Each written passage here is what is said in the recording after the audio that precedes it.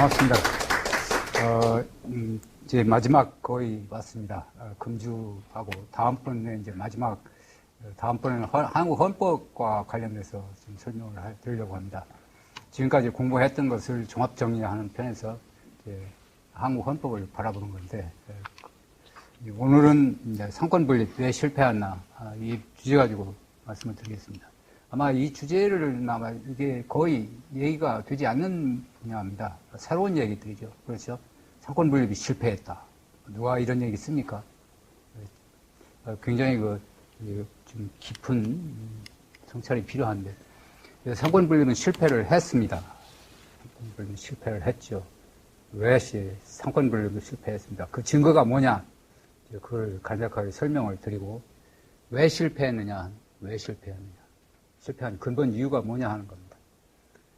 그 다음에 어떻게 개혁해야 되냐, 상권 분립 체제를 어떤 식으로 개혁해야 되느냐 하는 문제인데, 이제 그거를 설명을 할 때 주로 이제 이 답변은 하이에크의 상권 분립론을 가지고 설명을 드리겠습니다.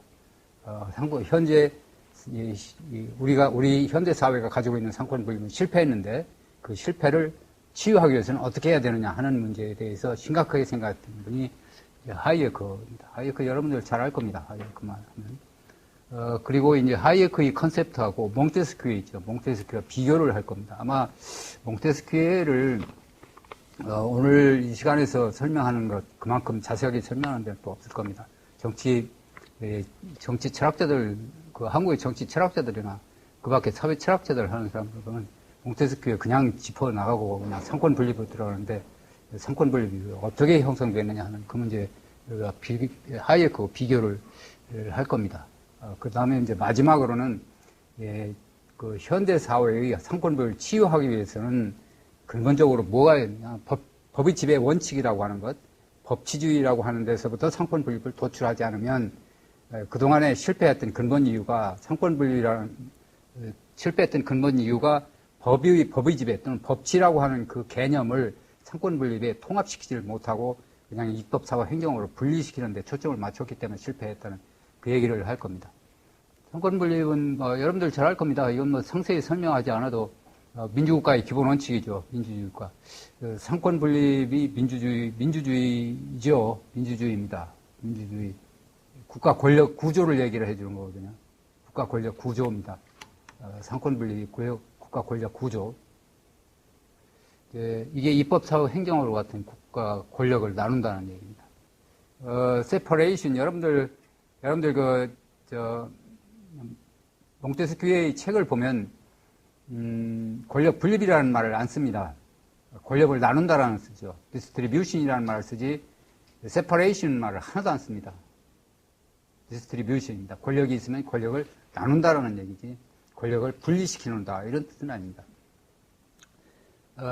어쨌든, 우리가 흔히 얘기하는 게 입법사와 행정으로 나누는데, 입법부는 국가의 법을 제정하고 정부 운영에 필요한 돈을 연출한다든지, 행정부는 그렇고, 사법부 그렇습니다. 사법부. 그런데 우리가 여기서 주목해야 할 점은, 원래 법을 정하면 입법부가 법을 정하면 그 법이 어디로 가느냐면 사법부로 갑니다. 그렇죠? 사법부에서 판결을 내면 그 판결을 집행하는 것이 정부 쪽입니다. 행정부. 이렇게 되어 있습니다. 원래 그렇게 되어 있었습니다. 그렇죠? 의회에서 법을 제정합니다. 법에 따라서 재판을 합니다. 재판 결과를 집행합니다. 이게 이제 행정부가 집행하는 거죠. 그런데, 오늘날 법이라고 하는 것이 좀 잘못되어 있어서 법을 제정하면 그게 행정부로 갑니다. 그렇죠. 여러분 보시죠. 대표적인 예를 들면, 오늘날 우리 정책으로 드는 최저임금 제도. 그 법을 정했습니다. 그 법이 어디로 갔어요? 어디로 갔어요? 입법부로 갔습니까? 어디로 갔습니까? 사법부로 갔습니까? 행정부로 갔습니다. 행정부에 그걸 집행하는 겁니다. 이제 법이라고 하는 것도 그런 법이 있고, 행정부로 가는 법이 있고, 행정부로 가는 법이 있고, 그걸 보통 명령이라고 하죠. 사실은 법이라고 하지 않습니다. 공법이죠, 공법. 공법은 이게 사실상 고전적인 자유주의자들한테 법이라고 취급을 하지 않았습니다. 사법입니다, 사법. 원래 사법. 그런데 공법적인 요소죠. 공법적인 요소는 이게 법을 정하면 정책입니다. 정책적인 법을 정하면 그 법이 어디로 가느냐면 행정부로 가고 행정부에서 집행을 합니다. 행정부에서 집행을 하고. 예. 그리고 나중에 비로소 이제 사법부로 넘어가는 그런 식입니다. 이 얘기하고는 조금 다른 차원이 있습니다. 사법부는 헌법과 법률을 해석하고 분쟁의 해결에 이들을 정한다. 이겁니다만은 입법부가 지원하고 입법부가 정한 공공정책을 형하고 집행하고 관리한다. 입법부가 지원하고 입법부가 정한 공공정책을 수행하고 관리한다. 이 부분입니다. 이게 입법부가 정한 이것이 이제 경제정책입니다. 경제정책. 소위 그 규제들이 전부 다 그렇습니다. 국가 규제들이 전부 다 그렇습니다. 국가 규제가 입법부에서 법을 정하면 그게 행정부로 가는데 원래 법이라고 하는 것은 그렇지 않았습니다. 원래 사법이 그렇습니다. 사법은 입법부가 법을 정하면 그게 사법부로 갑니다. 사법부로 가서 그걸 가지고 그걸 기준으로 재판을 하고 그 결과 이제 그 집행하는 건 이제 행정부가 집행하는데 상권 분립의 목적입니다. 상권 분립의 목적은 권력 집중 막히죠. 권력 집중은 권력의 남용 위험성, 전제 정치로 간다. 자유의 보호죠. 자유 보호입니다. 권력 분립의 기본 원칙, 목적은 뭐냐? 상권 분립을 하는 목적이 뭐였느냐? 자유였습니다. 자유를 보호한다는 데 치중을 했습니다. 자유의 보호를 위한 기본 원칙이었습니다. 권력 분립론가 가운데 주도적인 인물을 했던 사람이 여러분들 잘 아는 몽테스키유죠. 몽테스키유 분명히 그렇게 얘기를 하죠. 그렇죠? 이거는 법의 정신에서 자유를 가장 효과적으로 증진하려면 입법, 사법, 행정이 분리되어 있어야 된다. 그리고 독립적이어야 한다고 주장한다. 분리되어 있어요. 독립되어야 된다. 이 얘기는 여러분들 한국 헌법책을 보면 전부 다 그렇게 되어 있습니다. 특히 대표적인 예를 들면 양건 교수를 보면 입법, 사법, 행정, 권력 분립이라고 하는 것은 자유를 보호하기 위한 것이다. 그런데 볼까요? 권력 분립 성공했나요? 권력 분립 성공하지 못했습니다. 예를 들면 실패 증거가 경제적 자유를 억압하는 입법의 증거, 입법과 정책의 증거. 그렇죠? 상품, 노동시장이라든지 노동시장, 상품시장, 금융시장 등에 대한 규제, 굉장히 늘었습니다. 예를 들면 1800년대서부터 쭉 지금까지 계속해서 보면 19세기 이후 계속 규제가 늘어났습니다. 심지어 뉴딜 정책 보십시오. 뉴딜 정책 얼마나 규제가 많았습니까? 그 이후에도 별로 그렇게 줄어들지 않았습니다. 이제 비로소 1980년대에 들어와서 레이건 대통령이 나서면서 약간 규제가 해제됐습니다만은 그러나 그래도 1년에 수천 페이지의 이 규제가 1년에 수천 페이지 됩니다. 수천 페이지나 되는 규제법들이 등장을 하는. 그 다음에 방만한 정부 지출, 복지 확대, 유럽사회 복지 확대. 지출이 굉장히 높습니다.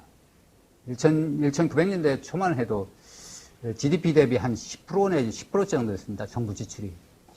그러다가 계속 늘어납니다. 늘어나서 오늘날의 유럽 사회를 보면 GDP 대비 50%, 60%죠. 60%. GDP 대비 60%입니다. 그러니까 1년 농사 지면 반 이상은 정부가 쓴다는 얘기와 똑같습니다. 우리나라는 지금 한 40% 됩니다. 점점 늘어나고 있죠. 지금 현 정부가 좌파 정부가 들어서면서 더욱더 늘어날 기세죠. 영미 유럽 국가의 시장 규제, 복지 확대로 인한 재정 지출 증대, 부채 증대, 전부 다 이게 자유를 억압하는 경제 정책들입니다. 입법 정책, 경제 정책들입니다. 그 다음에 베네수엘라 보죠. 베네수엘라. 여기 상권 분립이 있었습니다. 상권 분립이 있었습니다만은. 그 다음에 한국 사회 볼까요? 한국 사회에 최근의 예를만 들었습니다. 소득주도 성장, 근로시간 단축 등 경제적 자유를 제한하는 문재인 정부의 정책. 전부 다 상권 분립으로 되어 있습니다. 상권 분립이라고 하는 것을 보수주의자라든지 자유주의자라든지 좌파에서도 전부 다 상권 분립을 굉장히 강조를 합니다. 그런데 결과는 원래 상권 분립의 취지가 자유를 보호하는 데였습니다만은 그러나 자유를 보장하느라 오히려 자유를 억압하는 그런 체제로 변장이 됐습니다. 왜 그러냐 하는 거죠. 왜? 그 이유가 뭐냐? 법이라는 무엇인가, 이건 뭐 나중에 관련 직계로 설명하겠습니다. 법에 대한 인식이 오류 문제도 여기 있습니다. 상권분리 반대, 이게 루소의 얘기입니다만, 루소인데, 루소도 제외시켜버리겠습니다. 여기서부터 시작을 하죠. 왜 그러냐 하는 거죠, 왜. 여러분들 그 입법, 사법, 행정에서 입법이라는 말을 봅시다. 입법부에 법을 제정하는 겁니다. 입법부에 법을 제정하는 거. 입법부에 법을 제정할 때 제한이 있느냐 없느냐 하는 겁니다. 입법권을 제한하는. 입법부에서 법을 정할 때 입법 권력을 제한하는 장치가 현재 제대로 젖어 있느냐 하는 얘기입니다. 대표적으로 영국 사회를 보면, 영국을 봅시다. 영국. 의회에서 정한 것이면 모든 법으로 정하겠습니다. 우리나라도 그렇죠. 의회에서 정한 거면 모두가 다 법입니다. 그렇죠. 의회에서 정한 것, 전부 다 법입니다. 최저임금제도, 경제민주화법, 전부 다 의회에서 정한 것이면 전부 법입니다. 그게 전부 법이냐 하는 거죠. 그게 법이냐. 그래서 여기서 볼까요? 법에 대한 인식이, 법이라는 무엇인가라고 볼 때, 법이라는 것은 내용에 있어서 차별이 없는 법. 이게 진짜 법입니다. 내용에 있어서 차별이 없습니다. 특정한 계층이나 집단의 이익을 직접 보호 증진하는 법은 법이 아니다. 그렇죠. 최저임금제, 이거 법이 아닙니다. 법일 수가 없죠. 그다음 또 하나, 예를 들면, 경제민주화법이라고 하는 것. 경제민주화법. 그 대표적인 예가, 그 재래 상권을 보호하기 위해서, 대형 백화점이 영업시간, 영업을 규제하는 것입니다. 이것도 역시 법이 아니죠. 왜냐하면, 무엇을 보호하기 위해서, 특정 계층의 이익을 보호하기 위해서 다른 계층을 억압시키는 거죠. 이건 법이 될 수가 없는 거죠. 특수한 목적을 달성하기 위한 법은 법이 아니다. 재분배 정책. 이거 전부 다 법이 아닙니다. 특정한 목적이죠. 특정한 목적을 달성하기 위한 법. 특정한 행동을 그러니까 법이라고 하는 것은 불의를 금지하는 내용의 법이어야 된다. 불의입니다. 불의입니다. 불의. unjustice. 대표적으로 예를 들면 사기, 기만을 한다든지, 타인의 재산을 훔친다든지, 타인의 재산을 침해한다든지, 이런 것들이죠. 여러분들 환경에서 환경 얘기한다고 한다면 뭐가 있습니까? 여러분들 옆에서 담배 피우는 것. 난 담배 안 피우는데 옆에서 담배 피우는 거. 이것도 다른 사람이 권리를 침해하는 거죠. 다른 사람의 자유를 침해하는 겁니다. 다른 사람이 깨끗한 공기를 마실 수 있는 권리라고 할까요? 침해하는 거죠. 이런 그 권리 침해, 불의를 금지하는 것. 폭력, 이거 정이죠. 강제를 행사한다든지, 사기, 기만, 약속을 불이행한다, 약속 이행을 하지 않는다든지. 여러분들 성서의 10계명 중에 6번째부터 10번째까지의 계명들이 있습니다. 그게 바로 중요한 자본주의 경제 질서를, 체제를 유지하기 위한 가장 중요한 법률입니다. 그렇죠. 전부 다 금지적인 형태로 되어 있습니다. 네거티브하죠. 간음하지 말라라는, 또는 거짓 증언해서는 안 된다라는 것. 그다음에 살인하지 말라, 살해하지 말라 등등. 타인의 재산에 대해서 타인의 재산을 훔치지 말라라는 것. 이런 것들입니다. 이런 법들은 시장 경제의 기초가 되는 법들이죠. 그런데 의회에서 정한 것은 이런 법들뿐만 아니라 의회에서 정한 것들은 전부 다 법입니다. 여러분들 대기업 규제하는 것들, 중소기업 규제하는 것들, 아니면 대기업 따로 중소기업은 중소기업에 적용하는 법, 대기업은 대기업에 정하는 대기업을 규제하는 법들, 대기업을 위한 법들, 중소기업을 위한 법들, 이런 식으로 법이 다양하게 특수 계층의 이익을 보호하기 위해서 제정하는 법들이 있습니다. 이런 법은 사실은 법은 아니죠. 그런데 그게 이제 왜 이런 것들이 생겨나느냐 하면, 원래 그 권리청원 1628년이 있습니다. 권리청원을 볼까요? 권리청원을 보면 뭐라고 되어 있느냐면, 이게 권리청원이라는 게 뭡니까? 이게 그 당시 절대 왕으로부터 의회로 권리를 전부 다, 절대 왕권을 의회로 전부 뺏어가는 그런 과정이었습니다. 그렇죠? 그게 바로 이제 권리청원으로 등장하는데, 여기에 의회의 동의 없이는 어떤 과세도 강제되지 않는다. 의회였습니다. 의회. 의회주의로 들어가는 거죠. 의회주의. 의회주의였습니다. 법에 의하지 않고는 누구도 체포, 구금되지 않는다. 법입니다. 법. 법은 누가 정하느냐? 역시 의회가 정합니다. 그 다음에 의회의 동의 없이는 사유재산 박탈을 금지한다. 사유재산의 박탈을 금지한다. 의회의 동의 없이는 전부 다 의회의 동의를 가지면 뭐든지 다 할 수 있다는 얘기가 똑같습니다. 의회의 동의니까. 그렇죠? 주권이 국왕으로부터 의회로 이동했습니다. 국왕의 절대적인 권리가 서서히 의회로 이동을 하는 거죠. 의회로 이동을 합니다. 이동을 할 때, 그때 의회로 이동할 때 의회의 권한을, 이동만을 했지 의회의 권한을 제약하는, 의회의 권력을 제한하는 조항이 전혀 없었습니다. 그러니까 의회주입니다. 의회주. 그 영국 의회를 뭐라고 이야기하냐면, 여자를 남자를 여자로 만들지 않고 모든 건 다 만들 수 있다는 식이었습니다. 이게 의회주입니다. 의회의 자율성. 그렇죠. 의회의 주권, 의회 주권론이죠. 이게 역시 우리나라도 그 같은 식으로 거의 변하게 되죠. 우리나라의 대통령, 제왕적 대통령이라고 이야기를 하지만, 물론 그런 요소도 있습니다만, 그러나 기본적으로 의회가 대통령이 가진 권한을 굉장히 많이 이쪽으로 제9차 개헌에서 굉장히 많이 의회 쪽으로 뺏어갔습니다. 주권이 국왕으로 의회로 이동하는데 상권 분립에서 의회주의, 상권 분립에서 이제 의회주의였습니다. 의회에 있고 입법, 사업, 행정인데 의회가 법을 제정하는데 의회의 권한을 제한하는 장치를 마련하지 않고 의회로 전부 다 받아들인 겁니다. 입법 권력이 무제한이었습니다. 입법 권력이 무제한. 이게 굉장히 중요한 요소입니다. 입법 권력이 무제한이다라는 것.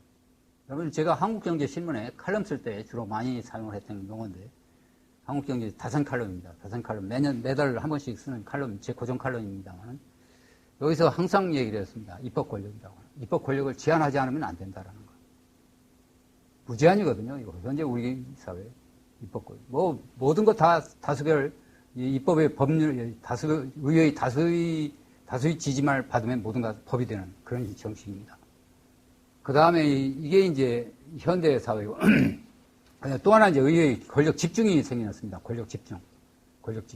여러분들 현대 의회에서 하는 일을 한번 볼까요? 하나, 법을 제정합니다. 그렇죠? 법이라는 걸 제정합니다. 또 하나는 뭐예요? 뭡니까?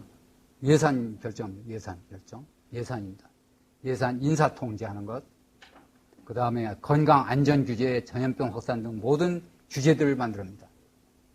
법이라고 하는 것하고 법이라는 것, 이거는 이게 강제 기능이라고 얘기를 하는데 법을 제정하는 겁니다. 법을 제정하는 것. 그 다음에 두 번째는 입법 기능이죠. 이게 원래 입법 기능이라고 하는 것은 아까 얘기했던 법이 무엇이냐라고 했을 때 법다운 법을 만드는 게 진짜 입법이었습니다. 입법인데 그런 법만 만드는 것이 아니라, 그러니까 사법만 만드는 것이 아니라 공법까지 동일한 의회라고 하는 의회의 동일한 기관이 상이한 과제를 담당합니다. 하나는 법을 제정하는 것, 또 하나는 경제 정책을 만드는 것. 이거 두 가지 서로 상이한 과제죠. 두 가지 상이한 과제를 전부 다 의회에서 하고 있습니다. 의회에 집중된 거죠. 권력 집중입니다. 인사통제라든지 예산이라든지 또는 건강 안전 규제라든지 전염병 확산 억제 등 이런 과제라고 하는 것, 이런 과제는 아니면 경제 정책으로서 금융 정책이라든지 또는 경기 정책이라든지 이런 정책이라는 거 하고, 그 다음에 법을 만드는 과제하고는 전혀 상이한 과제입니다. 성격이 전혀 다른 과제입니다. 법이라고 하는 것은 아까 얘기를 했습니다만은 개인의 자유와 재산을 보호하는 법입니다. 개인의 자유와 재산을 보호하는 데 목적을 둔 것이 바로 법입니다. 이게 법치국가의 법입니다. 법치국가의 법. 법치주의라고 하는 것이 바로 그겁니다. 법치주의. 룰 오브 로우라고 하는 것이, 여러분 이 강의에서 누누이 설명을 했습니다. 룰 오브 로우라고 하는 것이 법에 따라서 하는 것도 아니고, 법에 따라서 통치한다는 얘기 아닙니다. 또는 준법 정신이라는 것도 아닙니다. 룰 오브 로우가 그런 것이 아니라 법이 법다우게 해서는 어떤 원칙을 갖춰야 되느냐를 말해주는 것이 법치입니다. 그러니까 법이 법다운 법을 법이 법다우기 위해서는 어떤 원칙을 충족시켜야 되느냐 하는 겁니다. 법이 법다우기 위해서는 어떤 원칙을 지켜야 되느냐. 이게 법치입니다. 그런데 우리나라는 전부 잘못되어 있죠. 잘못되었습니다. 우리나라의 법리론이라고 하는 것들이 전부 다 이게 좀 그 고전적인 자유주의자들이 보는 법관이 있습니다. 법리론. 그게 전혀 그런 법이 아니라 전부 간섭주의적인 법, 이런 법실증주의라든지 뭐 이런 것들입니다. 이런 법실증주의 법, 이런 법들이 법사상이 지배하고 있지, 고전적인 자유주의자들, 애담 스미스나 데이비드 휴움, 칸트, 하이에크, 오늘날 말하는 하이에크, 이런 전통의 자유주의 전통의 법리론이 아니라 전부 간섭주의적인 법리론에서 사회주의적인 법리론 또는 간섭주의적인 법리론이 우리나라 지배하고 있기 때문에 역시 룰 오브 로라고 하는 것도 아주 전혀 다른 차원으로 변경이 되어버렸습니다. 원래 법의 지배 혹은 법치라고 하는 것은 법으로서 통치를 해야 되거든요. 통치. 그런데 통치라고 하는 것이 의회에서 정했다고 해서 모든 것을 가지고 통치하는 것이 아니라 진짜 법다운 법으로 법을 가지고 통치를 할 때 그때 중요한 것이 법다운 법이 되기 위한 조건입니다. 그 조건이 뭐냐면 내용이 차별이 있어서는 안 된다는 얘기입니다. 우선 내용이 대기업이라고 해서 규제를 한다든지 중소기업이라고 해서 보조금을 지급한다든지 이런 그 특정 계층의 권익을 보호하기 위한 법은 법이 아니다라는 얘기입니다. 차별이 없어야 된다는 얘기. 그렇죠? 법 적용에서의 차별뿐만 아니라 법 내용에 있어서의 차별도 금지되어 있습니다. 이게 첫 번째고, 두 번째는 탈목적적입니다. 법을 가지고 특수한 목적이 있습니다. 예를 들면 중소기업을 보호하는 목적이라든지 혹은 경제 성장을 위한 목적이라든지 또는 자원 배분을 위한 예를 들면 고용 증진을 위한 목적이라든지 또는 오늘날 우리 사회에서 흔히 듣는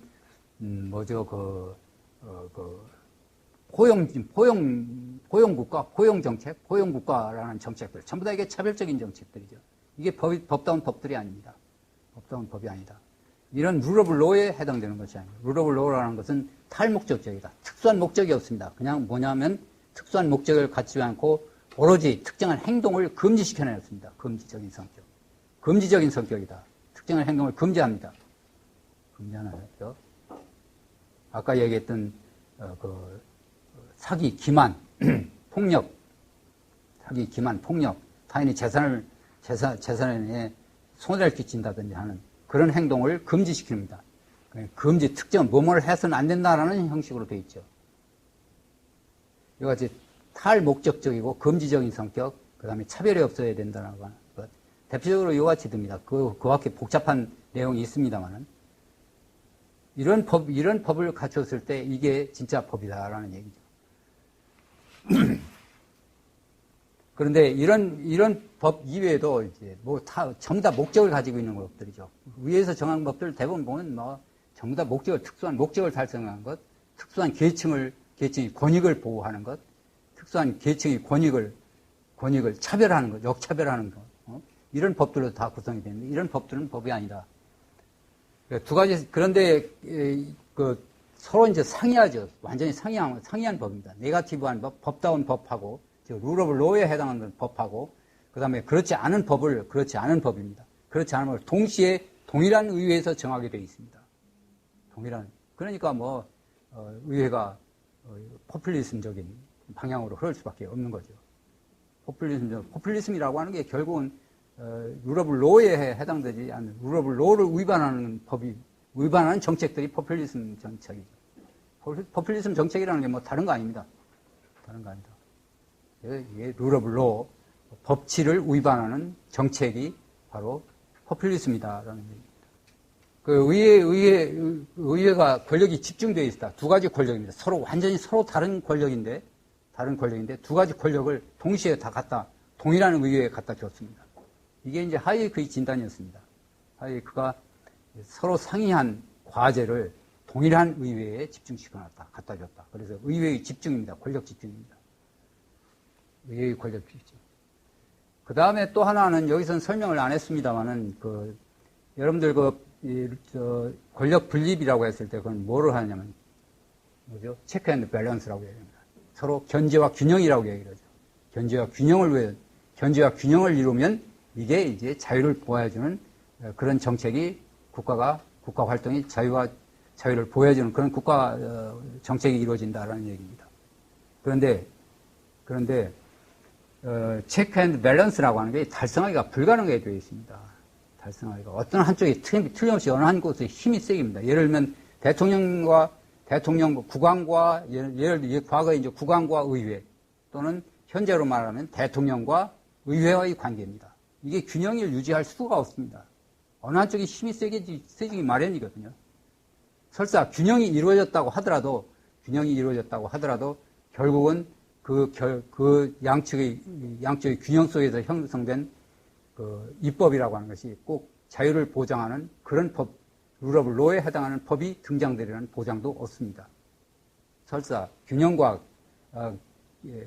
견제와 균형이 이루어졌다고 하더라도 정치 세력들 간의 균형과 견제가 이루어졌다고 하더라도 그 결과가 자유를 보장하는 법이 이루어질 수가 없다라고 하는 점.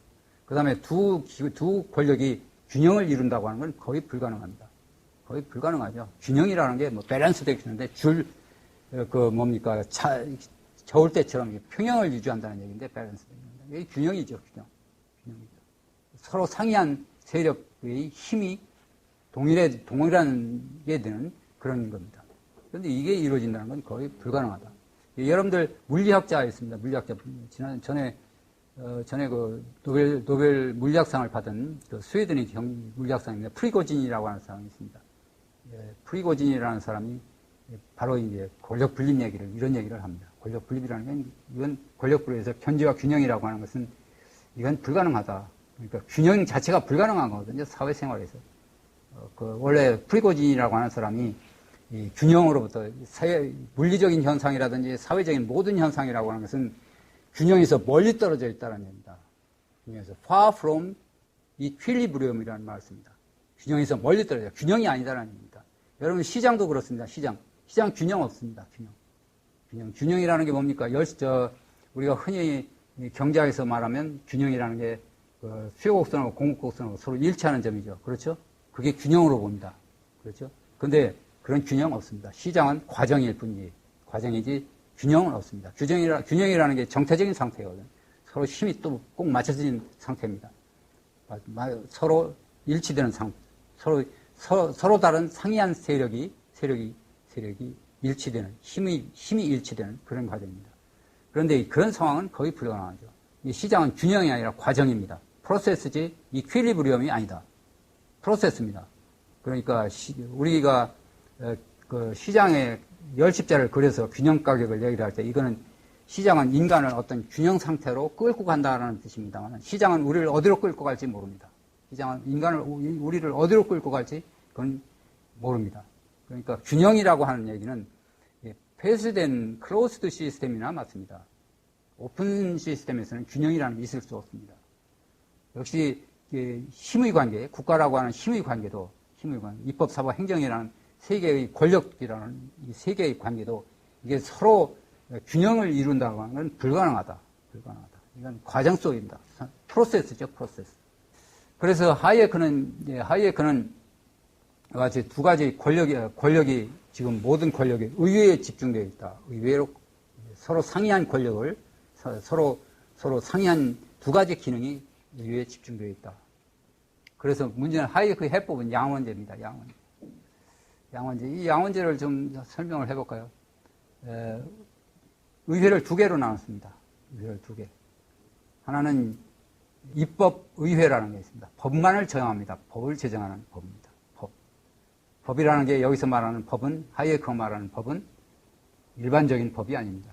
우리 의회에서, 현대 의회에서 제정하는 법과는 달리 아까 얘기했던 룰 오브 로에 해당하는 법이죠. 룰 오브 로. 법치에 해당하는 법. 법다운 법입니다. 법다운 법. 자유를 보장하는 법입니다. 자유를 보장하는 법. 개인이 재산을 보호해주는 법입니다. 그런데 현대 의회에서 제정하는 건 대부분 다 99%가 하이에크 얘기입니다. 이 현대 의회에서 제정하는 법의 대부분은 다 99%가 전부가 다 개인의 자유와 재산을 침해하는 법들이다. 그러니까 현대사회에서 내 재산을 침해하는 것은 개인도 있고 다른 집단도 있을 겁니다. 그런데 국가가 내 재산을 침해하는 것이 훨씬 더 많다는 얘기입니다. 다른 집단이라, 사적인 집단이라든지 또는 그 개인보다는 오히려 국가가 개인의 자유와 재산을 침해하는 굉장히 많다. 그 법으로서 이제 침해를 하는 거죠. 그 법다운 법이 아니라 이거를 무슨 법이냐라고 하는 하이에크는 처분적 법이라는 말을 씁니다. 처분적 마스나멘 게세츠 독일 말로 쓰는데 메서로입니다. 메서로 처분적 법입니다. 처분적 법. 입법 의회의 과제는 바로 정의로운 행동 규칙을 의미하는 법을 발견하는 역할. 이게 정의로운 법이라고 하는 것은 룰 오브 로에 해당하는 법입니다. 룰 오브 로에 해당하는 법. 정의로운 행동 규칙이라는 그 도덕 철학적인 개념을 법 철학적인 개념으로 전환시키는 게 바로 룰 오브 로입니다. 법의 지혜입니다. 이런 역할을 한 사람은 바로 칸트죠. 칸트의 정언명령입니다. 정언명령에 해당되는 것이 바로 정의로운 행동규칙하고 똑같습니다. 여러분들 제가 쓴 국가란 무엇인가라는 책이 있습니다. 작년 11월 달에 나온 책입니다만 그 책에 그 정언명령하고 정언명령이라고 하는 것 그걸 전부 다 예를 들어 설명하는데 그 정언명령하고 룰 오브 로하고 연결시켜 놓은 부분들이 있습니다. 그런데 이 룰 오브 로라고 하는 것은 원래 누구한테 가져왔냐면 과거에 데이비드 흉이라는 애담 스미스에서 나옵니다. 데이비드 흉 더 룰 오브 로가 아주 정확하게 얘기를 해놓죠. 그걸 룰 오브 로 법학이었습니다. 법학적으로 룰 오브 로를 얘기했습니다. 그런데 법학적인 룰 오브 로를 칸트가 일반 윤리학으로 바꿔놓은 것이 이게 정언명령입니다. 일반 윤리학으로 바꿔놨습니다. 정언명령. 그 정언명령을 다시 칸트가 법학으로 해석했는데 그게 바로 법치국가, 칸트의 레히트슈타트라고 하는 법치국가라는 개념이 나온 거죠. 레히트슈타트리히의 그 법치국가적 법이라고 하는 칸트가 주로 많이 쓴 법치국가적 법이라고 할 때 바로 그게 정언명령을 법학적으로 해석해 놓은 겁니다. 그런데 원래 오리지널은 역시 데이비드 흉이었습니다. 오리지널은 법을 룰 오브 로라고 하는 개념의 오리지널은 그 데이비드 흉이었고 데이비드 흉이 말했던 룰 오브 로를 도덕 철학적인 개념으로 전환시켜 놓습니다. 그게 정언명령입니다. 정언명령. 이와 같이 이제 정의로운 행동 규칙을 의미하는 법을 발견하는 역할이다. 정의로운 행동 규칙은 아까 얘기했듯이 네거티브한 거죠, 주로. 특정 목적을 가지고 있지 않습니다. 특수한 목적. 그러니까 당연 금지시키는 거죠. 당연 금지죠. 당연 금지. 그 행동은 그 정의롭지 못한 행동이다. 그러니 금지시켜라 라는 얘기입니다. 어떤 행동이냐?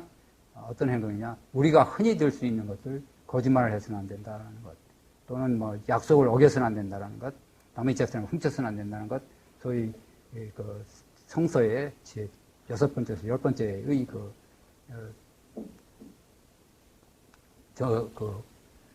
거기에 해당되는 것들이죠. 10계명 중에 10번째까지인가요? 그렇습니다.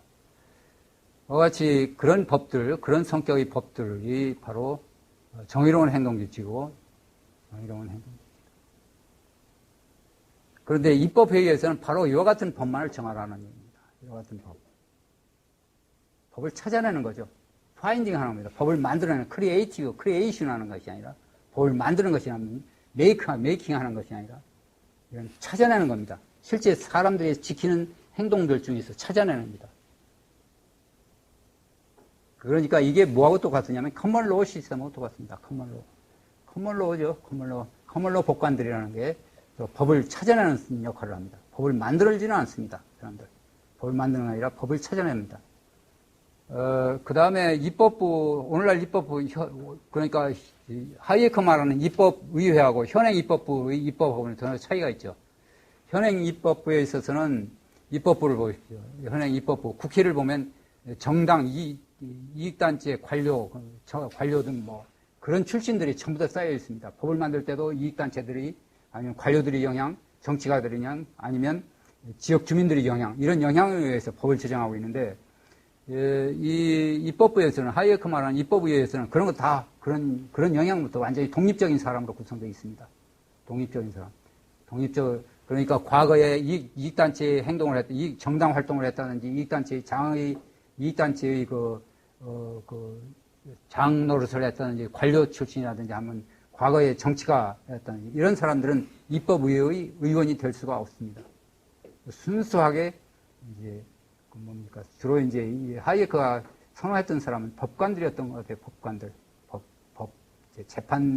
재판에 종사했던 사람들, 이런 사람들 주로 많이 얘기하는데 어쨌든 이와 같이 과거에 정당 활동, 이익단체 활동을 했든지 관료를 지냈든지 혹은 정치가 활동을 했던 사람들은 제외한 그런 사람들, 그러니까 입법의회의 구성은 정당 이익단체의 행정관료 출신, 정부 의회 출신 이런 사람들은 입법의회 구성원이 될 수가 없다. 그리고 이 선출도 그렇습니다. 선출도 이게 나이가 45세인 사람들이 자기 동년배의 사람들을 뽑아내서 이런 사람을 입법의회로 보내자. 막 복잡한 얘기, 흥미로운 얘기들이 많이 있는데 여기서 전부 생략을 하겠습니다. 어떤 식으로 사람들을 입법의회의 구성원을 만들 것이냐 하는 것. 대표적인 예는 아까 얘기했듯이 이런 이익단체라든지 정당활동이라든지 이런 활동했던 사람들은 구성원이 될 자격이 없습니다. 그러니까 입법의회 의원을 될 자격이 없는 거죠. 그런데 선출은 누가 선출하느냐면 동년배 사람들, 동년배 사람에서 동년배에 있는 사람들이 동년배 출신들을 뽑습니다. 매년 15명씩 뽑으라고 그러는데 매년 15명씩, 그래서 임기를 75세로 정하던가요? 그렇게 해가지고, 이제, 그러니까, 뽑는 것도 선거도 선거 참여들, 피선거권과 선거권을 가진 사람도 45세만 갖습니다. 45세. 매년 그러니까 45세 되면 자기가 좋아하는 입법의회 의원을 선출할 권한도 있고, 또 자기도 그게, 피선거권자로서 이제 갈 수 있는 선거권자, 피선거권자 45세입니다. 근데 이게 결국은 귀족하고 똑같습니다. 귀족.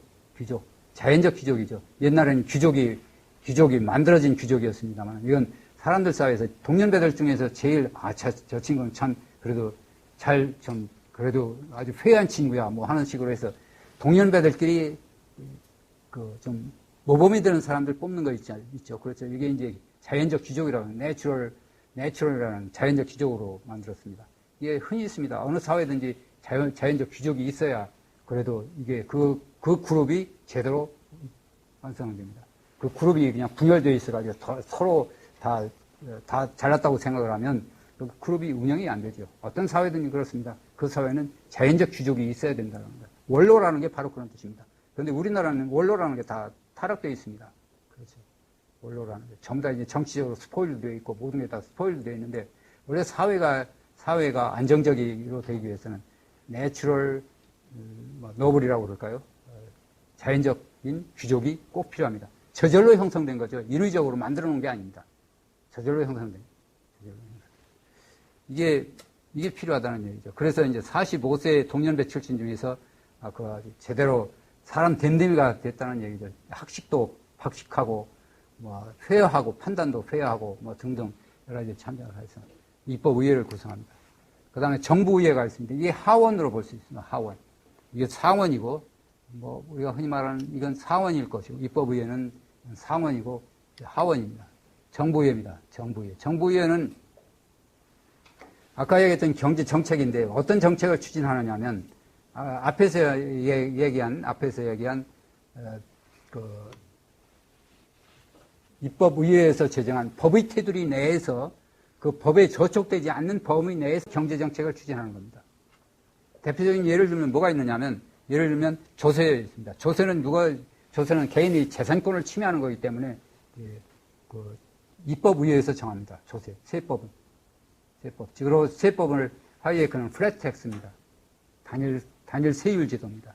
모든 사람들한테 똑같은 세율입니다. 누진 세율이죠. 보통 우리는 누진 세율인데, 자기 소득이 높음에 따라서 세율이 높아지는데, 하이에크 자유주의자들이 대부분 다 그렇습니다.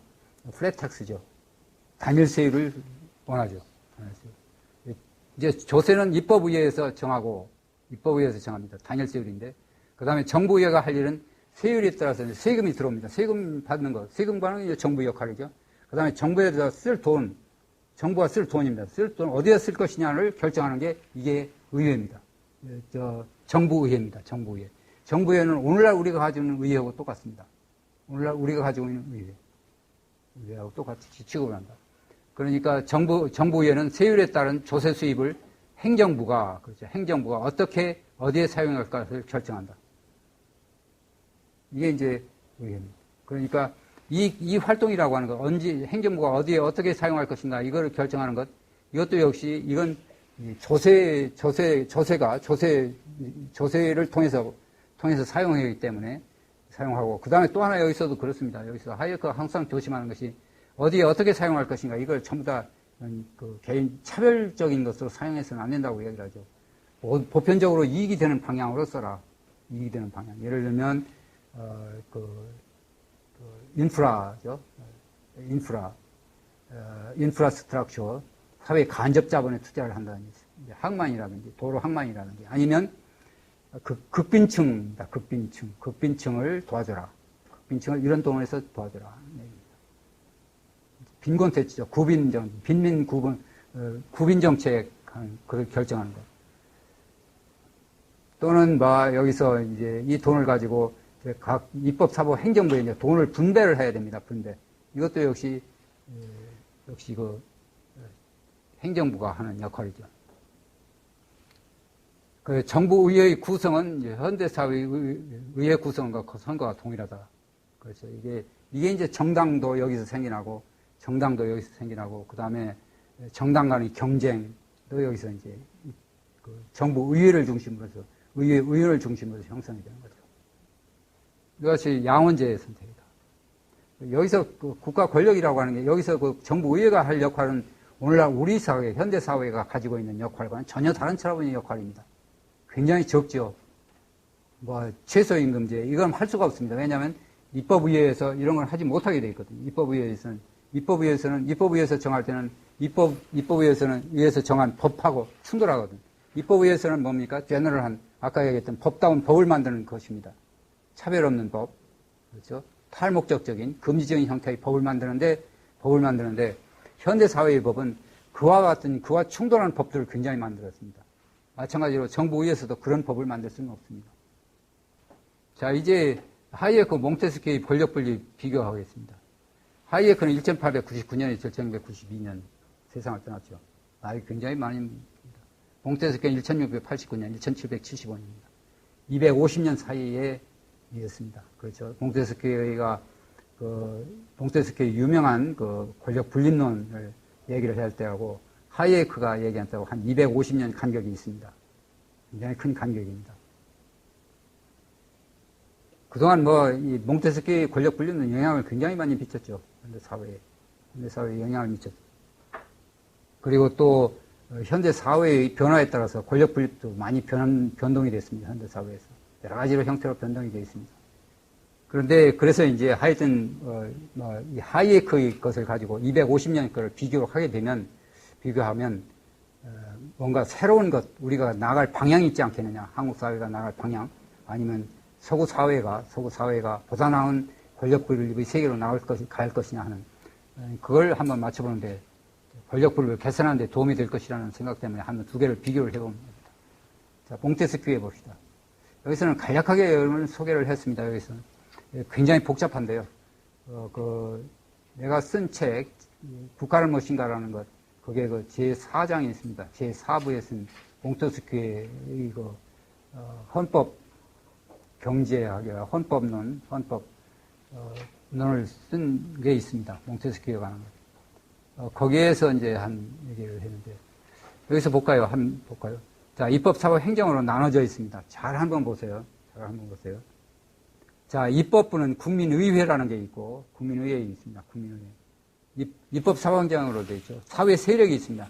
사회 세력에서 국민이라고 하는 게 있습니다. 국민은 세금을 내는 사람들입니다. 세금을 내는 사람들이 귀족 기업은 아니지만 세금 내는 사람들입니다. 세금 내는 사람들만이 투표권이 과거에 있었습니다. 세금 안 내면 투표권이 없죠. 그래서 여기에는 국민이라는 게 바로 그런 얘기입니다. 투표권을 가지고 있습니다. 자기 국민의회 대표를 선출합니다. 국민의회. 그 다음에 귀족도 귀족의회를 가지고 있습니다. 왕 있죠, 왕. 그러니까 각 분야를 볼까요? 국민의회라고 하는 거 봅시다. 이게 국민의회. 국민의회는, 아까 얘기했던 세금을 내는 사람들입니다. 세금을 내고 귀족이 아닌 사람들. 그런 사람들이 그 대표자를 뽑아서 국민의회를 구성하고 귀족의회는 역시 귀족들끼리 뽑아서 대표를 만들어서 의회를 형성합니다. 그 다음에 왕도 마찬가지. 왕은 이제 이건 세습적인 거죠. 그 과제를 한번 보면, 국민의회를 보면, 입법권이 있습니다. 입법권이 있고, 비토권, 법에 대한 비토권을 가지고 있습니다. 그래서 여기. 그 다음에 세금을 정할 권리가 가지고 있습니다. 세금을 정할 권리. 그 다음에 국민 한번 볼까요? 국민의회가 볼까요? 동일한 의회입니다. 국민의회가 입법, 사법, 행정 다 가질 거예요. 다 권한을 가지고 있습니다. 그렇죠? 권력이 집중되어 있다고 볼 수 있죠. 그러니까 행정도, 국민의회 행정 봅시다. 행정은 법집행 통제를 하고 있습니다. 법집행 통제. 그 다음에 장관을 통제하고 있습니다. 장관은 누구냐면 왕이 임명하는 사람들입니다. 왕이 임명하는 사람. 그 다음에 국민의회가 또 어디에 사법에도 가담하고 있습니다. 사법. 입법, 사법, 행정 다 가지고 있죠. 사법에서는 정치범 소송을 제기하고 있죠. 정치범을 소송을 제기합니다. 정치범 소송. 그런데 정치범 소송을 재판권은 가지고 있지 않죠. 재판권은 누가 가지고 있느냐면 이건 귀족의회가 가지고 있습니다. 귀족의회. 자, 그러면 국민의회라고 하는 것이 입법, 사법, 행정을 가지고 있는 동일한 기관이 여러 가지 권한을 집중하고 있는 거죠. 집중되어 있습니다. 이 집중을 견제해주는 세력이 있습니다. 어떤 견제가 어디에 있느냐면 이게 귀족의회가 견제를 해버립니다. 귀족의회 볼까요? 귀족의회도 입법권이 있고 법 비토권을 가지고 있습니다. 그 다음에 앞에서 조세권은 누가 가지고 있습니까? 국민의회가 가지고 있는데 요거에 대한 비토권을 누가 가지고 있느냐면 귀족의회가 가지고 있죠. 그 다음에 귀족의회도 역시 입법, 사법, 사법, 행정까지 다 가담하고 있습니다. 그러니까 이게 동일한 기관이 여러 권력을 가지고 있는, 권력이 집중되어 있는 거죠.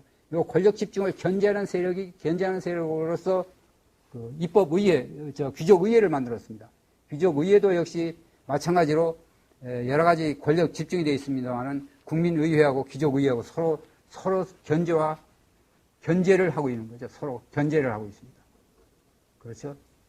대표적인 예를 들면 조세권이죠. 조세권. 국민의회가 세율을 정합니다. 세율을 정하고, 그 다음에 귀족이 조세 비토권을 가지고 있습니다. 그 다음에 법이라고 하는 것도 봅시다. 법 제정하는 경우에도, 법 제정하는 게 국민의회도 가지고 있고, 귀족의회도 가지고 있고, 왕도 있습니다. 왕도 다 가지고 있죠. 세 부류가 서로 견제하면서 법이 통과됩니다. 서로 비토권을 가지고 있습니다. 예를 들면, 입법권, 국민의회가 제안한, 통과시킨 입법권은 귀족이 비토를 낼 수 있습니다. 그 다음에 귀족이 만들어진 법을 국민의회가 비토할 수 있습니다. 서로 비토하죠. 서로 견제와 견제를 이루는 거죠. 왕도 볼까요? 왕은 법 비토권이 있습니다. 법 비토권. 왕도 역시 합니다. 그러니까 이 왕은 법 제정권을 가지고 있지 않습니다. 입법권은 가지고 있지 않습니다만은, 그러나 입법에 가담을 하고 있죠. 그 다음에 특히 그 왕이 그 의회에 가담을 해서 의회를 견제하는 세력으로 견제합니다. 어떻게 견제하느냐면 의회 회기를 정할 때 이거는 독자적으로 국민의회나 아니면 귀족의회가 회기를 정하는 것이 아니라 왕이 정해버립니다. 왕이 언제까지 의회 회기를 정해가지고 이거 결정을 하는 식으로 얘기를 합니다. 이같이 이제 견제와 균형성입니다. 견제와 균형. 입법, 사법, 행정에서 역시 사회 세력, 세 가지 세력이죠. 국민, 귀족, 왕이 전부 다 가담을 하고 있습니다. 그러니까 권력이 나눠진 거죠. 권력을 나눴습니다. 입법, 사법, 행정으로 권력이 분립되어 있습니다만, 그러나 실제에 있어서는 권력이 나눕니다. 권력의 나눔이죠. 권력의 나눔입니다. 입법권을 국민한테, 귀족한테, 왕한테 주거나 이렇게 나누죠. 나눕니다. 그래서 여러분들 법의 정신 제16장 6편입니까? 지금 기억이 안 나는데, 영국 편이라고 되어 있습니다. 영국 편. 원래 몽테스키에가 프랑스의 그냥 혼란이 있고 독재로서 사람들이 실망할 때 어떻게 하면 이게 프랑스를 좀 더 나은 사회로 나갈 수 있느냐를 굉장히 고민했던 사람 중에 하나가 몽테스키인데, 몽테스키가 영국에서 이제 아이들을 벤치마킹을 합니다. 영국에서 벤치마킹을 해서 영국에서 좀 프랑스가 배울 것은 영국이다 해서 영국에 가가지고 수년 동안 거기서 이제 영국 제도를 배웁니다. 그래서 만들어진 게 이게 권력 분립이 영국적인 요소들 관여를 많이 가지고 있습니다. 그 다음에 여러분들 토크빌 있죠? 토크빌 있죠? 토크빌은 그 당시 이제 프랑스나 이 유럽 대륙이 귀족 사회가 붕괴됐습니다. 붕괴되고 이제 민주화로 흘러갔습니다. 그때 이게 토크빌은 이제 우리 유럽에서는 배울 게 없다. 그러니 지금 우리가 배울 수 있는 건 어디냐 해서 미국으로 갑니다. 미국 가서 공부해가지고 토크빌이 쓴 아메리카인 데모크라시인 아메리카라는 미국 민주주의라는 걸 쓰게 됩니다. 토크빌은 미국에서 이제 프랑스가 나갈 길은 벤치마킹 할 건 미국뿐이다. 유럽은 이미 이제 낡았다 합니다. 그래서 이제 미국에 가서 쓴 게 데모크라시인 아메리카라는 걸 쓰게 됩니다. 그런데 이게 이제 영국적인 요소들이 가지고 있죠. 영국의 귀족도 있었고 양원제 있었죠. 귀족의회, 국민의회 다 있었습니다. 왕이 특히 왕을 한번 보면 왕이라고 하는 건 여기서 사법부의 그러니까 왕이라고 하는 왕은 어느 누구도 이거 타치 못하게 되어 있습니다. 기소도 못하게 되어 있습니다. 왕은 그냥 완전히 신성합니다. 신성한 주체입니다. 왕이 뭐 잘못했다고 해도 누가 기소해가지고 처벌하거나 그럴 수가 없습니다. 그러니까 왕이 있는 건 사법부에서는 그냥 공란이 됩니다. 공란이 되어 있죠. 이겁니다. 아무것도 없습니다. 이건 누구도 이게 왕은 노타치. 절대적인 권한을 가지고 있는데, 절대적이죠. 그러나 이게 권한은 없습니다. 권한은 다 뺏겼습니다. 이쪽으로 갔습니다. 서로 나눠 가진 거죠. 서로 나눠 가지고 있습니다. 왕, 귀족, 국민한테 나눠 가졌습니다. 그래서 separation이라고 하는 거, 권력 분립이에요. separation인데, separation이라는 말 전혀 안 쓰죠. 안 씁니다. 안 쓰고 그냥 distribution이라는 말 씁니다. 권력 나눔이죠. 권력 나눔. 엄밀한 의미에서 권력 나눔이죠. 하이에크하고 비교를 해보면, 하이에크 한번 비교를 해볼까요? 아까 이제 아까 상원, 하원으로 되어 있습니다. 그리고 상원은 정말 귀족적인 것이죠. 내추럴 노블입니다. 내추럴 노블. 절대적인 왕권을 입법, 사법, 행정으로 분배를 하는 거죠. 전부 끌어당겨 놨습니다. 입법, 사법, 행정으로 다. 그게 이제 권력 분립입니다. 과거에 가지고 있었던 왕권이 있었습니다. 왕권을 전부 끌어다가 입법, 사법, 행정으로 갖다 놓습니다. 그 중에서 이제 사법이라고 하는, 사법부는 좀 특수한 위치에 있는 거죠. 특수한 위치에 있기 때문에 주로 이제 입법, 사법이라고 하는 부분, 입법, 행정이라고 하는데 행정부가 이제 대통령하고 왕권이었습니다. 그러니까 지금 과거에 가지고 있었던 왕권을 입법부로 다 가져가는 거죠. 의회가 입법에만 종사하는 것이 아니다. 행정, 사법에 가담하고 있다. 이게 이제 몽테스키의 얘기를 보면, 의회가 입법에만 종사하는 것이 아니라 행정, 사법에다 가담하고 있죠. 왕은 행정에만 국한하는 것이 아니라 입법에도 가담하고 있죠. 입법권이 국민과 귀족, 능력 있는 사람들을 이제 입법권이 국민과 귀족을 다 같이 가지고 있습니다. 그런데 몽테스키에가 왜 이 귀족들을 끌어들였느냐 하면 그 이유가 있습니다. 능력 있는 사람들, 단순한 사람들과 똑같이 취급할 수 없다. 그러니까 이 귀족들한테는 특수한 권리를 주는 게 좋다라는 그런 논지에서 나왔습니다. 이게 좀 보수적인 기질이죠. 보수적입니다. 이 보수적인 기질.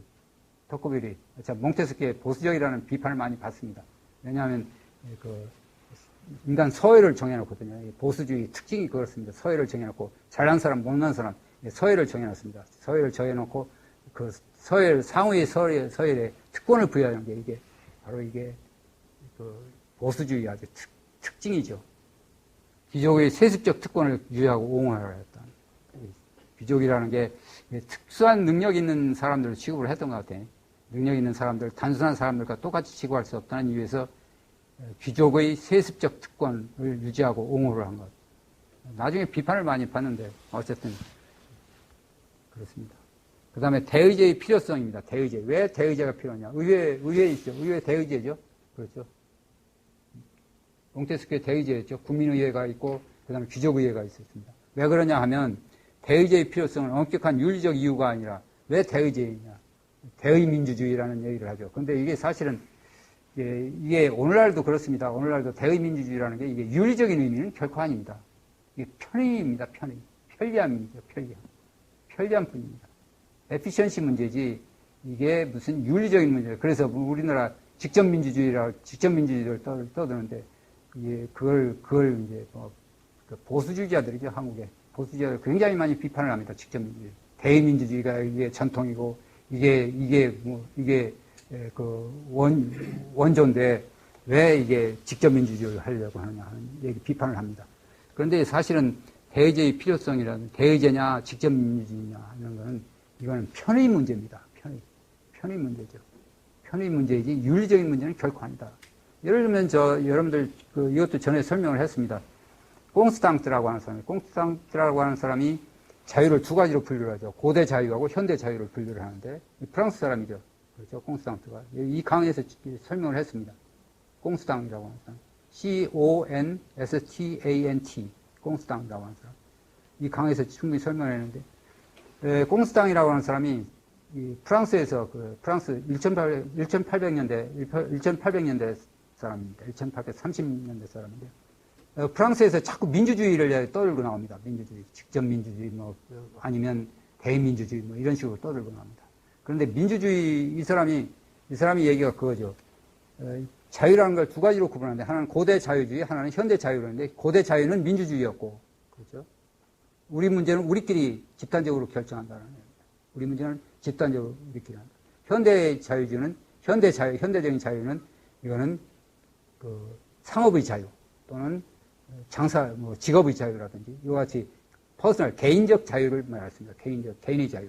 집단적인 자유가 아니라 개인적 자유입니다. 민주주의라는 집단적인 자유죠. 집단적인 자유. 고대에서는 그걸 자유라고 얘기를 했습니다. 그런데 왜 그런데 왜 과거의 자유가 오늘날에는 통용이 될 수가 없느냐 하는 걸 순전히 효율성 문제에 따집니다. 과거에는 숫자가, 예를 들면 그리스에서 나오는 것, 그래서 아테네 인구라는 게 10만 명도 안 됐거든요. 10만 명도 안 됐거든요. 그런 소규모의 숫자이기 때문에 민주주의적인 방법으로 문제를 해결했지만, 오늘날 같이, 그러니까 1800년대의 프랑스에 같이 수천만 명이 있는데, 그때는 2천만 명이었습니다. 1800년대의 프랑스 인구가 2천만 명인데, 2천만 명이 사는 사회에 다수결 사람들이 손들어가지고 집단적으로 모든 걸 결정할 수 있느냐. 그런 자유는 우리한테 필요 없다라는 얘기가 똑같습니다. 그러나 민주주의냐 아니면 개인주의냐, 개인의 자유냐 하는 것을 꽁스탕트는 이게 편의로 해석을 했습니다. 이게 윤리적인 문제는 아니다.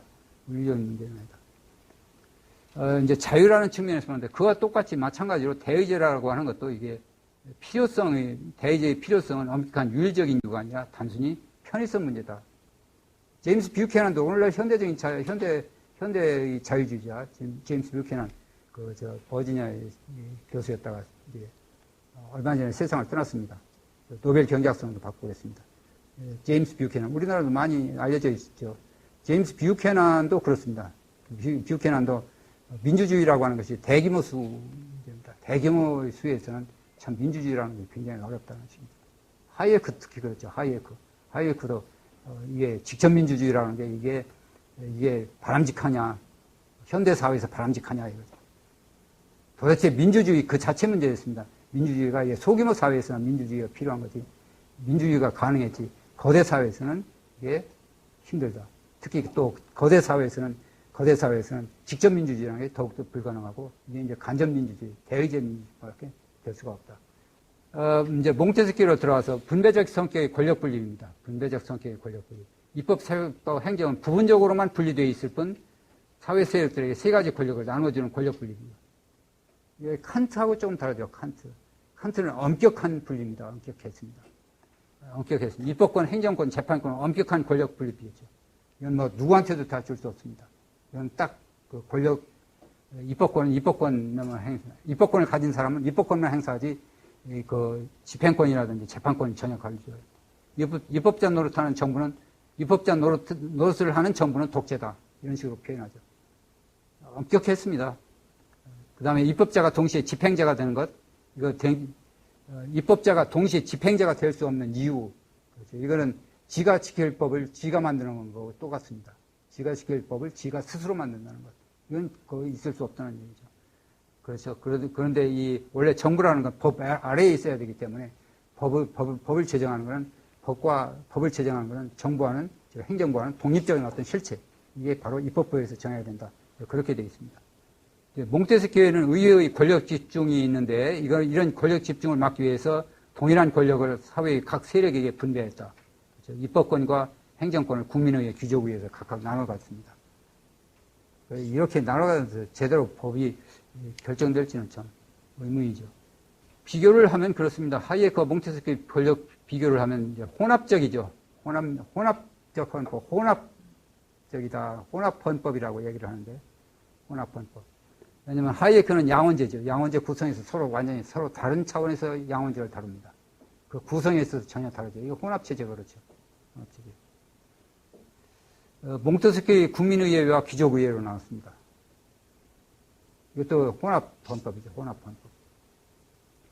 그 다음에 특권층 인정을 하고 있습니다. 특권층. 몽테스키에는 신분적 평등이 아니라 불평등이죠. 귀족에게 특권을 부여를 했습니다. 불평등. 군주와 귀족의 특권 인정을 했습니다. 특권 인정. 세습적이라고 그랬죠. 귀족은 세습적입니다. 이건 특권을 인정을 해준 거죠. 그러나 이제 국민과 함께 서로 견제를 한다는 얘기입니다. 그 다음에 하이에크는 신분의 평등이죠. 신분에 별로 차이를 두지를 않습니다. 의회를 구성하는 것 45세 이상이라고 하죠. 45세 사람들이 이제 의회를 구성합니다. 제일 처음에 이제 뽑을 때 45세 되면 매년 뽑는 겁니다. 매년. 45세 사람을 뽑는데, 그리고 매년 몇 명씩 나갑니다. 그런 식으로 뽑는데, 역시 이런 경우는 누구든지 45세가 되면, 신분의 차별 없이 누구든지 참정권 내지는, 그 다음에 참정권을 가지고 있고, 그 다음에 피선거권, 선거권을 다 가지고 있는 거죠. 그 다음에, 하원인 정부의회도 역시 마찬가지죠. 정부의회도 누구든지 다 거기서 선거를 할 수 있습니다. 오늘날 우리하고 보통 선거가 똑같습니다. 오늘날. 가버넌먼트 어셈블리라고 하는 것.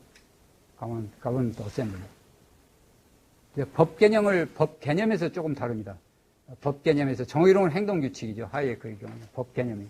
정의로운 행동규칙입니다만은, 몽테스키의 법의 정신이라는 게 있습니다. 법의 정신. 몽테스키의 법의 정신이라는 책이 있는데, 그 책이 법의 정신을 무엇을 의미하느냐면, 법의 정신이란 무엇을 의미하느냐면, 법이 결정되는 요인들을 전부 열거를 했습니다. 요인들. 예를 들면, 지리, 국민성, 역사,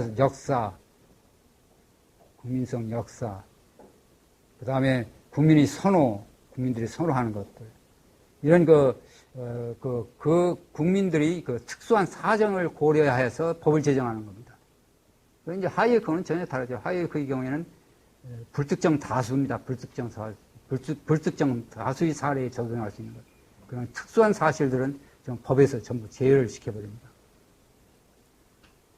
그러니까 법 개념에서 하이에크는 유니버설한 거죠. 보편적으로 적용 가능한 것입니다만은 법의 정신은 그렇지 않다. 특수한 것들 전부 고려합니다. 그 사회의 특수한 것들. 프랑스 사회의 특수한 요소들이 지리적인 요소, 국민성 등등 그런 걸 요소를 해서 법을 제정하라. 라는 얘기입니다. 그게 이 내용을 쓴 것이 바로 사실은 법의 정신이라는 책입니다.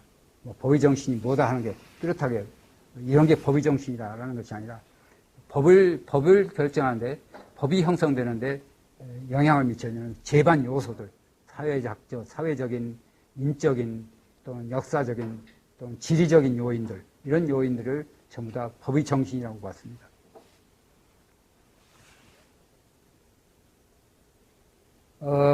몽테스키의 자유의 실현입니다. 입법권이 독점 배제였습니다. 입법권이 독점을 배제. 몽테스키의 자유의 실현입니다. 몽테스키가 자유를 실현하려고 했던 것은 입법권을 서로 경쟁적으로 놓게 되면, 서로 견제와 균형을 이루게 되면, 견제와 균형을 이루게 되면 법이라고 하는 형성이, 법이 형성이 자유를 보장하는 그런 법이 형성될 것이다 라고 수축을 한 거죠. 그러니까 아까 설명을 해놓은 걸 다시 한번 본다고 한다면 이겁니다. 입법권. 입법권이 국민의회에도 가지고 있죠. 입법권. 법 비토권을 가지고 있습니다. 그 다음에 귀족의회인데 입법권 가지고 있는데 이 법 비토권, 귀족의회의 법 비토권은 국민의회가 만들어진 입법권이 있습니다. 요거에 대한 법 비토권입니다. 그 다음에 조세권이 있죠. 조세권도 역시, 조세권 역시 국민이 가지고 있는데 이 비토권을 누가 가지고 있냐면 귀족이 가지고 있습니다. 서로 비토하는 거죠, 비토.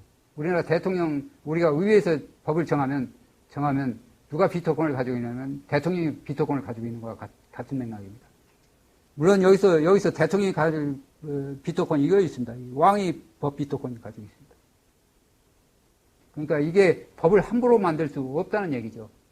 없다는 얘기인데 논리적으로 그렇습니다. 논리적으로. 법을 함부로 만들 수 없다. 그렇다고 해서 자유를 보장하는 법이 생겨나느냐? 그거는 또 아니죠. 그거는 보장할 수 없는 거죠. 왜냐하면 이 세력이 서로 다르기 때문에. 물론 귀족이라고 하는 것이 몽테스키가 귀족이라고 하는 계급을 국민과 왕 사이의 갈등을 해소해주는 소위 완충지역으로서 귀족을 내세웠다고 얘기를 해놓습니다. 완충지역으로서. 국민과 왕과의 갈등을 완충시켜준다. 중간에서 완충시켜준다는 의미죠. 그래서 국민하고 왕 사이 귀족을 완충 역할을 해준다. 원로 역할을 해준다는 얘기죠. 원로 역할. 그런데 그 원로 역할이라는 게 귀족이라는 게 프랑스에서의 귀족이라는 게 세습적이었거든요. 세습적이었습니다. 이같이 권력 분립이 이같이 자유를 실현할 수 있느냐. 서로 견제해가지고, 견제와 균형을 가지고, 균형 속에서도 균형이 이루어질 수도 없고, 물론 이걸 보면 서로 비토권을 가지고 있는데 누구의 비토권이 강력하게 작용할 것이냐 하는 것은 우리가 상상을 할 수 없는 거죠. 이 사실만 가지고는. 그런데 하이에크는 좀 다릅니다. 여기 좀 설명을 해볼까요? 몽테스키에는 자유를 실현하는데 입법권이 독점 배제했습니다. 국민, 귀족, 왕의 상호 견제를 통해서 자유를 실현하겠다라는 통해서 실현하는데 상호 교착이라든지 견제의 원칙이 자유사회의 불가분의 조건으로 봤던 거죠. 견제와 균형이라는 것을 자유라고 하는 법이 형성되기 위한 그런 불가분의 조건으로 봤습니다만, 과연 그럴지는 여기서 참 상상이 힘들죠. 다시 본다면, 예를 들면 국민의회는 귀족의회의 동의를 얻어서 법을 제안하고 법을 작성하고 개폐, 폐기할 권한을 행사한다. 귀족의회의 동의입니다. 이게 비토권이 있으니까 동의하는 것도 똑같은 거죠. 그 다음에 귀족의회도 마찬가지입니다. 국민의회의 동의를 얻어서 법을 제정합니다. 하이에크의 경우에는 견제와 균형 원리를 통해서는 결코 자유의 실현은 불가능하다. 자유의 실현은 불가능하고 권력 분립의 기본 원칙에 법 개념을 포함시켜버렸습니다. 법 개념을 포함시켰다. 어떻게 포함시켰느냐 한번 볼까요? 여러분들 권력 분립하면 입법, 사법, 행정으로 나누죠. 그런데 입법, 사법, 행정에서 왜 그같이 분류하느냐 하면 효율성 문제가 있었습니다. 이같이 분류하는 것이. 예를 들면 법을 제정토록 만드는 것이 효율적이고, 그 다음에 행정을 따로 만드는 것이 효율적이고, 그 다음에 또 사법은 역시 사법부에 맡기는 것이 효율적이다는 효율적 관점이었습니다. 효율적 관점. 그 다음에 이제 책임 문제가 있습니다. 책임. 의회는 행정부에 대한 책임을 가지고 있습니다. 책임이 있습니다. 책임. 입법부는 행정부에 대한 책임. 예를 들면 소환권이 있죠. 의회가 각 장관들을 불신임하거나 하는 그런 식입니다. 통제하는 그런 권한이죠. 그런데 문제가 이와 같이 우리가 이해하고 있는 입법사법 행정이라고 하는 것은 효율성이라고 하는 측면, 책임이라고 하는 측면만 고려를 해봤습니다. 근데 하이에크가 보기에는 이거 가지고는 안 된다. 그럼 뭐가 필요하냐? 입법부에서 법이라는 게 도대체 뭐냐 하는 겁니다. 무엇을 법으로 봐야 하느냐 하는 문제. 이 문제를 포함한 상권 분리입니다. 상권 분리. 그러니까 법치주의라고 하는, 법의 지배라고 하는 개념 포함해서 법의 개념, 법치라는 주의, 즉, 법의 지배라고 하는 이겁니다. 이거를 포함시킵니다. 권력 분립에 포함시키면 아까 얘기했던 효율성 문제 있죠. 효율성, 그 다음에 또 하나는 책임, 그 다음에 또 하나는 가치가 법의 지배입니다. 법이란 무엇인가. 요 세 가지를 구성한 거, 세 가지 요소를 합한 것이 이게 진정한 자유를 위한 상권 분립이라고 얘기를 합니다. 그런데 지금까지는 이 법이란 무엇인가라고 하는 것, 법은 무엇을 법이라고 봐야 되느냐 하는 문제가 전부 사상시켜 버렸습니다. 그리고 단순히 그냥 입법, 사법, 행정으로 나눠버렸습니다. 그래서 하이에크 이거 헌법을 보면, 하이에크 이거 헌법 모델을 보면 그렇습니다. 기본 규칙이 하나 있습니다. 헌법의 전문에 나옵니다. 헌법 전문. 하이에크의 헌법 전문은 다른 거 아닙니다. 우리는 막 역사적인 얘기 쭉 써놨습니다만, 하이에크의 헌법 전문에는 전문을 쓴 거는 뭐냐면, 법이란 무엇인가 써야 된다. 법이란 무엇인가에 대해서 써야 된다.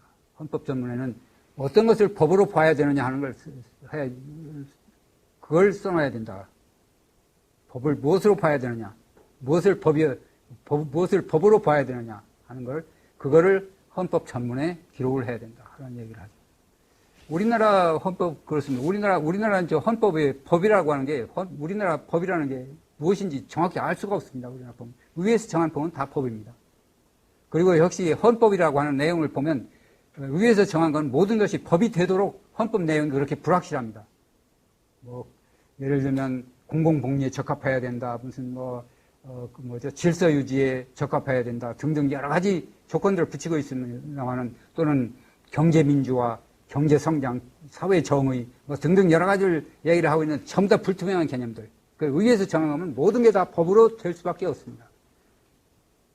그러니까 의회가 법을 정할 때 의회를 가이드할 수 있는 헌법이 제대로 갖춰져 있지 않습니다. 다음 시간에 여러분들한테 설명을 하겠습니다만, 우리나라 헌법이 대단히 좋지 못한 법입니다. 도대체 모든 거 다 위에서 어떤 형태로든지 간에 법을 만들면 다 헌법이 되어 있습니다. 그러니까 헌법재판소의 역할도 그렇습니다. 헌법재판소도 판결을 할 때 굉장히 모순점이 많습니다. 지금까지 판결하는 거는. 그러니까 그 헌법의 구성원들이, 헌법재판관들이 누구로 구성되어 있느냐에 따라서 헌법재판이 서로 다르게 되어 있습니다. 또 동일인이라고 하더라도, 같은 사람이라고 하더라도 이 헌법 판결이 전부 다 내용이 모순점이 굉장히 많습니다. 그러니까 우리의 헌법이 맹점이 입법을 가이드하는 내용도 제대로 되어 있지 않고, 헌법재판소에서 헌법재판을 할 수 있는 가이드 역할도 하지 못하고, 입법 가이드 역할도 하지 못하는 그런 헌법입니다. 그래서 우리나라 헌법이라고 하는 것은 권력분립의 기본 원칙에 법 개념을 포함시켜야 된다. 법 개념. 바로 그 법 개념은 뭐냐면 룰 오브 로에 해당되는 법이다라고 하는 거예요. 이제 진정으로 자유를 원한다면 뭐냐? 권력 분립은 법의 지배, 책임 효율을 구현하는 것, 이겁니다. 법의 지배, 책임 효율을 구현하는 것. 이게 권력 분립입니다. 그런데 우리는 지금까지 책임이나 효율만을 고려한 권력 분립이었지 법의 지배라는 내용이 포함되어 있지 않다라고 하는 거예요. 법의 지배는 입법부가 개인과 정부를 동등하게 구속하는 정의로운 행동규칙만을 제정할 수 있게 한다. 법의 지배. 그러니까 입법부에서의 입법이라고 하는 얘기입니다. 우리가 뭐냐면 법이란 무엇인가라고 했을 때, 입법부에서 정한 법은 모든 것이 다 법이다라고 했을 때, 입법부에서 정한 것은 모두가 다 법이다라고 했을 때, 이건 하이에크 얘기했듯이 이건 말이 되지 않죠. 입법부라고 하는 거하고, 입법부가 정한 것은 모두가 다 법이라고 할 때, 이게 순환론에 빠져버렸습니다. 그렇죠. 이게 소위 법실증주의자들 오류인데, 법실증주의자들은 적합한 정당한 제정하는 입법기관에서 적법 절차를 거친 것은 다 법이다라는 식이었습니다. 그렇죠. 행동규칙만을 제정할 수 있다. 책임은 정부를 운영하는 소수의 사람들에게는 의회에 대해 책임을 지게 만든. 의회는 직접 정부를 효율적으로 운영할 수 없기 때문에 정부에게 행동 권력을 위임한다. 그러니까 두 번째와 세 번째는 역시 정부의 감독기관이죠. 감시기관으로서의 정부의 역할이죠. 의회의 역할입니다.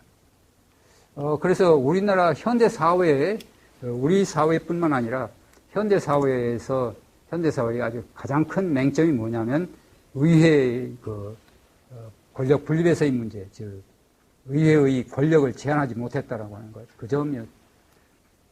특히 이제 이 모델을 가지면, 하이에크 모델을 가지면 여러 사람들이 그 맹점을 지적을 하기는 합니다. 야, 그러면 한국과 같이 대통령제, 이게, 제왕적 대통령제는 여기서 어떻게 해석을 할 것이냐 하는 식으로 얘기를 합니다. 그렇죠. 제왕적 대통령. 제왕적 대통령은 아까 얘기했듯이 이겁니다, 이거. 이 부분입니다, 이거. 요겁니다. 지금까지 싸운 것이 지금 막 여기 귀족이라는 걸 빼버린다고 한다면 왕입니다. 귀족이라는 건 의회입니다, 의회를 놓고 한다면 왕의 권력을 전부 다 이쪽으로 하는데 지금 우리나라는 대통령입니다. 대통령의 권한이 아직 의회 쪽으로 다 가지 못했다는 얘기죠. 그런데 사실은 엄격하게 얘기를 하면 그렇습니다. 우리나라 의회가 의회의 독점이죠. 의회의 독점. 입법 독점이다. 입법에서 무제한적 권력을 가지고 있습니다. 여러분들 대통령도 탄핵시켜서 쫓겨나는 판입니다. 의회가. 우리나라의 의회의 권력이라는 것이 행정보다 훨씬 더 높습니다. 우리 대통령이라는 게 대통령이 의회에 대해서 가질 수 있는 권한은 비토권밖에 없습니다. 법률 비토권. 다른 거 없죠. 의회 해상권도 없습니다. 그래서 우리나라도 역시, 저는 항상 그렇게 글을 써왔습니다. 칼럼도 많이 썼는데, 우리나라는 역시 제왕적 대통령제라고 하거든요. 의회의 입법 독점, 입법 권력의 무제한성. 이게 큰 문제다. 이 문제를 해결하지 않으면 안 된다. 라는 얘기였습니다. 그런데 그 문제를 해결하기 위해서는 이거는 의회한테 자기들 스스로 권력을 줄여야 된다고 얘기할 수가 없습니다. 자기 스스로는 자기를 못 고치거든요. 헌법에다가 정하는 수밖에 없습니다. 법이란 무엇인가에 대해서. 하이에크가 얘기한 게 그게 참 옳다고 봅니다. 그 얘기, 내가 어디에서 발표를 했는데, 그 하이에크 그 얘기를 상당히 인정을 받았습니다. 그게 헌법에다가 법이란 무엇인가라는 것, 거기에 대한 답을 써놨습니다. 헌법 조항으로 만드는 게 좋겠다. 이런 법은 아니다. 적어도 이런 것은 법으로서 인정해서는 안 된다라는 식으로라든지. 최소한도 네거티브하게라도 써놓으면 역시 의회가 법을 정할 때 가이드 역할을 해주거든요. 근데 전혀 지금 가이드 역할을 하지 못하고 있습니다. 여기까지 말씀드릴게요.